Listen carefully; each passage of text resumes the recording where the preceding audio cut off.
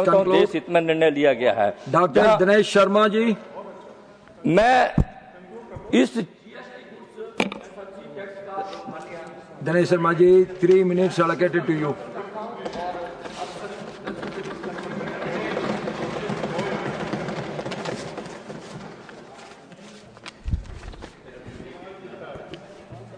माननीय सभापति महोदय, आपने मुझे बोलने का अवसर दिया।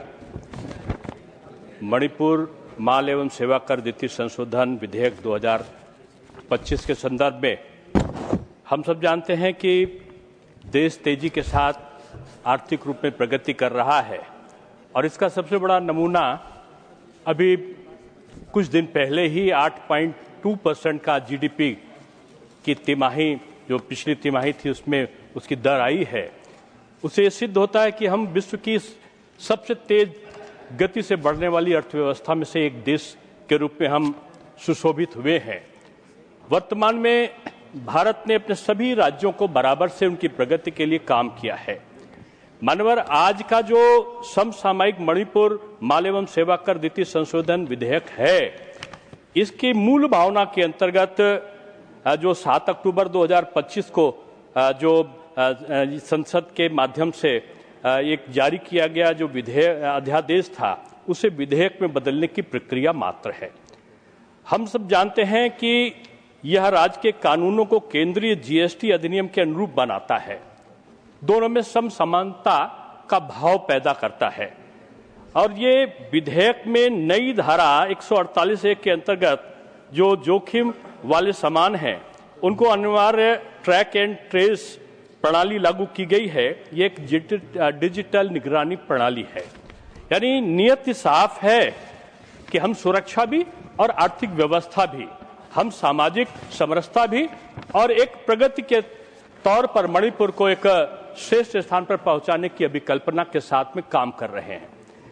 भारत आज आर्थिक, सामाजिक, शैक्षिक और रक्षा के क्षेत्र में जो प्रगति कर रहा है, मैं समझता हूं कांग्रेस के मित्र यहां पर उपस्थित नहीं हैं। उनके एक रक्षा मंत्री का जो मणिपुर का आज हम विधेयक प्रस्तुत कर रहे हैं, उनके पूर्व जो रक्षा मंत्री रहे ए.के. एंटोनी जी, उन्होंने खुलेआम स्वीकार किया कि जो उनकी सरकार थी, कांग्रेस की सरकार के समय सीमा सुरक्षा की उपेक्षा की गई थी और जिससे दशकों तक कमजोरी बनी रही। Please conclude. Member please conclude.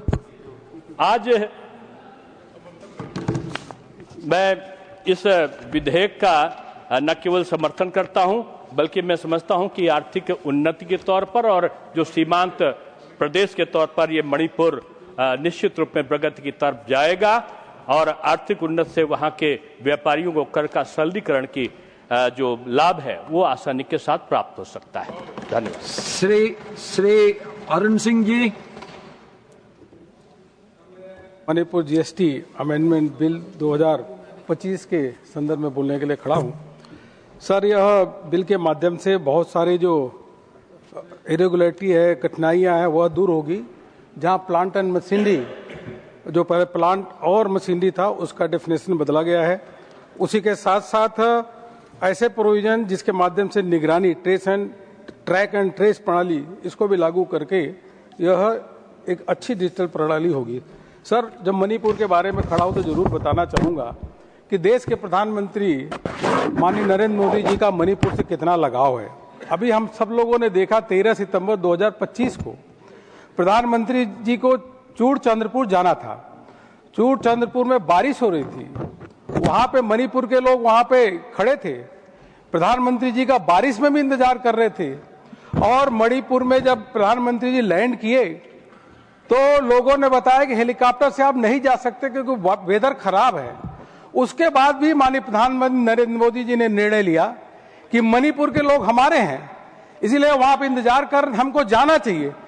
लोगों ने कहा कि 65 किलोमीटर की दूरी है साहब, आप बाई रोड जाएंगे 1.5 घंटा से अधिक लगेगा। प्रधानमंत्री जी ने कहा 1.5 घंटा नहीं 3 घंटा लगे तो भी चंद्रचूड़पुर जाऊंगा और लोगों से मिलूंगा और बात करके आऊंगा। प्रधानमंत्री जी वहां गए और जाने के बाद उन्होंने 8,500 करोड़ रुपए की परियोजनाओं का उन्होंने शिलान्यास किया और उद्घाटन किया। मणिपुर में इतना तेज गति से विकास हो रहा है, लगभग 1 लाख से अधिक 1,01,000 से अधिक घरों के लिए कि मणिपुर में लोगों के पक्के घर हो, वह केंद्र सरकार ने उसकी स्वीकृति दी है। 1054 करोड़ रुपए उसके लिए खर्च हो रहा है। जल जीवन मिशन के माध्यम से जब कांग्रेस की सरकार थी तो केवल 5.7% ही घरों में पानी पहुंचा था, लेकिन प्रधानमंत्री मोदी जी के नेतृत्व में आज 80% घरों में नल से जल मणिपुर के घरों में पहुंच चुका है। इसी प्रकार से चाहे खेल हो, कला हो, संस्कृति हो, उसके लिए भी 507 करोड़ रुपए देने का कोई काम किया है तो हमारी सरकार ने दिया है। मणिपुर के लिए चौमुखी विकास हो और वहां पे शांति व्यवस्था रहे, केंद्र सरकार ने, प्रधानमंत्री मोदी जी ने और यहाँ वित्त मंत्री जी बैठी हुई हैं, पूरा केंद्र का खजाना खोल दिया है कि मणिपुर के एक एक लोगों को जिनका घर का नुकसान हुआ, अगर पक्के हैं तो 10 लाख रुपए देंगे, कच्चे होंगे तो उनको 5 लाख रुपए देंगे। मणिपुर के भाई बहन हमारे हैं, जितना भी पैसा लगेगा केंद्र सरकार उनको दे रही है। नए नए नेशनल हाईवे बन रहे वहां पे सर, और ऐसे अनेकों परियोजनाएं, स्पोर्ट्स सेंटर बन रहे। सर मैं एक चीज जरूर कहना चाहूंगा, जब इतिहास के पन्नों में स्वर्णिम अक्षरों से लिखा जाएगा, दो तारीख हमेशा ध्यान रहेगी। एक तो 1 जुलाई 2017 और दूसरा 22 सितंबर 2025। 1 जुलाई 2017 इसलिए ध्यान रहेगा कि देश में 17 प्रकार के अलग टैक्स थे, 13 सेस थे, अनेकों ऑक्ट्राइज टैक्स, वैट, एंटी टैक्स, अनेकों टैक्स थे। ये हमारी सरकार, मोदी जी की सरकार है, सारे टैक्सों को खत्म करके 1 जुलाई 2017 से एक देश में एक कानून जीएसटी ले आने का काम किया। दूसरा तारीख 22 सितंबर 2025 इसलिए ध्यान रहेगा कि देशवासियों को राहत मिले, देशवासियों पे कम टैक्स लगे, जो विद्यार्थी हैं उन पे जो पेंसिल है से लेकर किताब खरीदते उस पर टैक्स न लगे। यह केंद्र सरकार मोदी जी ने निर्णय लिया कि जीएसटी के दर को कम करेंगे। सभी वस्तुओं में, चाहे टूथब्रश हो, चाहे टूथपेस्ट हो, चाहे ऑयल हो, चाहे बैटरी हो, चाहे किताब हो, चाहे कॉपी हो, हर वस्तुओं में टैक्स कम करने का काम किया। और केंद्र सरकार ने 48,000 करोड़ रुपए अपने खजाने को एक तरीके से माफ किया और प्रत्येक देशवासियों को उसका राहत देने का काम किया। सर बोलने का तो समय बहुत है, मन करता है, लेकिन अब 1 मिनट एक्स्ट्रा हो गया, इसलिए मैं आपके घंटी का इंतजार नहीं करूंगा, अपनी बात रखकर समाप्त करूंगा। इतना ही कहूंगा, जब कांग्रेस की सरकार थी तो मणिपुर का 2014 से पहले यूपीए की सरकार थी तो मणिपुर का जीडीपी 1% था, आज मणिपुर का जीडीपी 8% से अधिक हो गया है और मणिपुर तेज गति से आगे चल रहा है। पूरा एक बार माननीय प्रधानमंत्री जी का हृदय से अभिनंदन करते हुए अपनी बात समाप्त करता हूं। बहुत बहुत धन्यवाद। Dr. M. Tambidurai. Sir, thank you, Chairman, sir.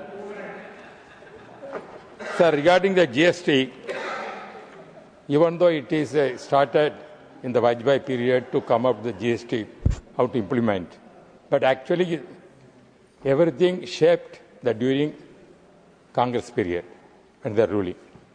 At that time, ADMK has a different opinion against the GST.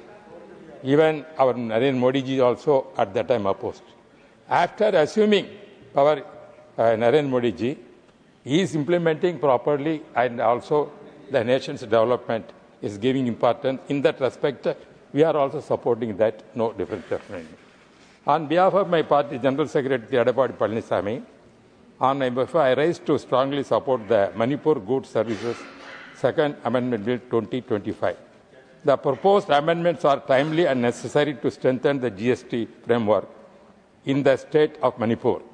They will help improve compliance, enhance transparency and ensure smoother administration of the tax system and ultimately benefiting trade business. And sir, you know very well, when the riot took place in the Manipur, our Tamil people are also staying there. Many people are serving in Tamil Nadu, also working there. Therefore, when they came, at that time, when some kind of tragedies taking place, my leader, Edappadi Palaniswamy, raised the issue to protect the Tamil Nadu people who are in Manipur must not be affected. That also, at that time, the leader, Leonard Segar, is one of the Tamil leader who is there at that time. Therefore, our aim is to bring normalcy in Manipur